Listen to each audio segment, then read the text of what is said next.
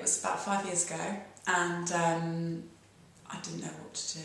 I really, I just constantly didn't know what to do, and I think I had got this message in my head that I didn't have any sort of skills really. So, but then I was like back to square one. What the hell am I going to do? So I was I've got no skills. I've been a PA, assisting people when I left uni in advertising and things, or I had my modelling, and I just constantly was, then I might as well do a bit more modelling. Oh, and then I'll get really unhappy doing that. Oh, well, all I'm good at is doing assistant stuff, and I was just banging my head against the wall and just miserable as sin, really, just not knowing what I was going to do at all. So what was the crunch point where you found out what you wanted to do? The crunch point was, I think, hitting the bottom with it, really. There's that saying about how many times you can hit your head against the wall or expecting something to be different, and I think I was I'd left one job that I was doing, and it was my sister actually that said to me, she basically called me on it and said, what are you doing? You just keep doing the same thing. And I'd be going, yeah, but the company, it was like all the companies were really interesting, and one of them was making, really creative people and everything, but still, essentially, I'm just going to be standing in someone's shadow, and I'm just going to be helping somebody else. And but I was just in that thing, I haven't got any other skills. So it was her that was just like, you can't keep doing this. And my mum, I had no money either. That's the other thing. I literally had no money. At this particular point, I was doing a little bit of modelling, but not much. I was working in a health food shop at a completely basic minimum wage, a couple of hours a day, so I was earning no money, and I had a little bit left over from an inheritance, like probably not even £1,000.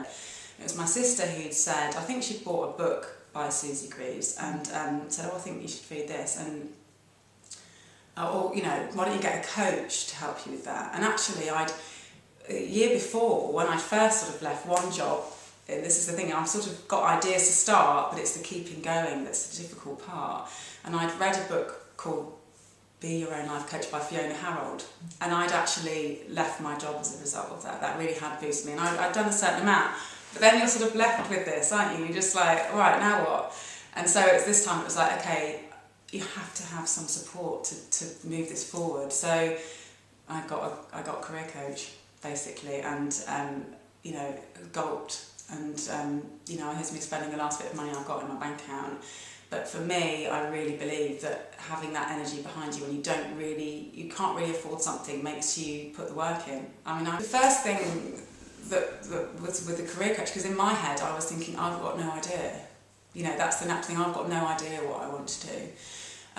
But on reflection, when you sort of sit down and actually look at this and have some support in doing it, I had loads of ideas of what all the things I wanted to do, and all the different things I'd done in my life, where I'm thinking, because I've changed careers and done so many different things, moved countries, changed jobs, I thought my past was sort of too higgledy-piggledy.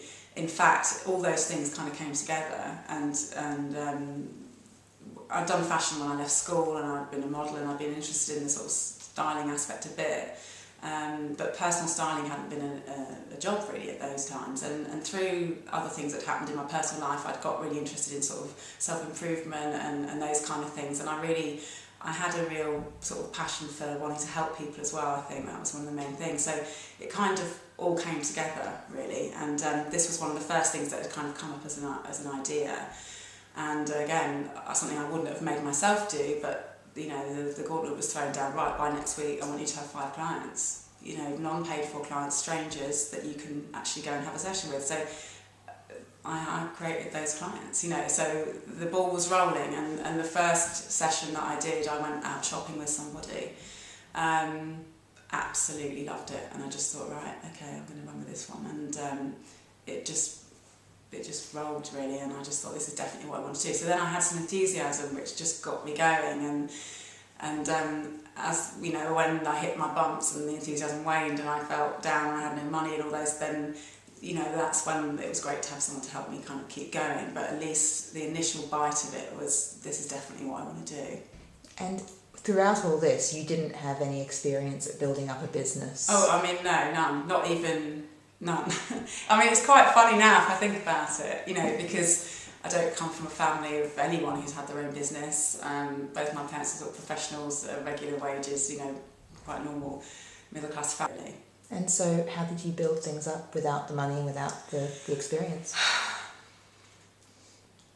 I can't even imagine now, really. I mean, it's funny how it just, you know, 5 years on, and it's just, I don't know where every day I started, but it was just the little things, like, okay, think of a name for your company, and just all these things that are like just little bits that you have to sort of keep moving through. And then the first thing was to get a website. I mean, now even more so. I mean, now obviously blogs, everything, there's so much more room, but at the time that was the first thing to do, and I did that pretty quickly.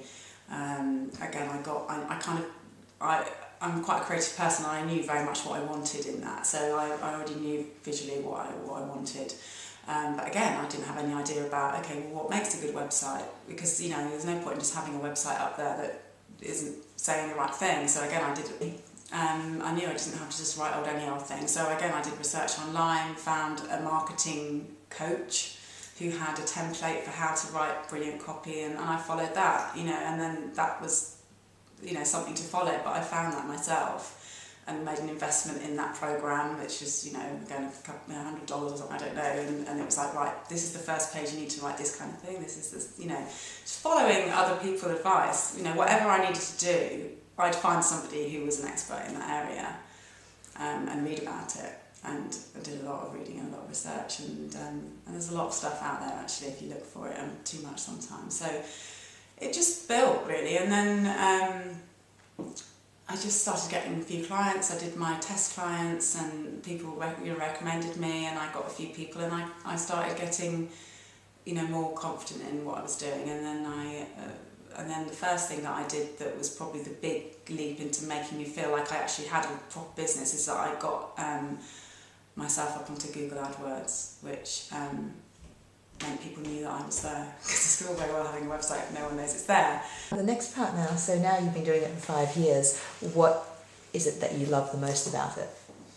The thing I really love about what I do is I love helping people, and obviously the reality of being a personal stylist isn't quite as like being, say, Trini Susanna or Gok, and I hope to think I'm much nicer than Trini Susanna anyway, well I know I am, but it's not as extreme of people who have really got no idea. Most of my clients are very, you know, successful women. I predominantly work with women, but even women who are very confident and have a great job and a great family, they still often have sort of, I'm not sure about their image. And what I find with the clients who come to me is that they just feel that their wardrobe doesn't represent who they are at all. So it's a bit of a boost really initially, that we build a rapport and really get to know that person, and that's really nice, establishing that relationship and giving them confidence, because I can see it happen, and it's just a really nice thing to see someone get their confidence back.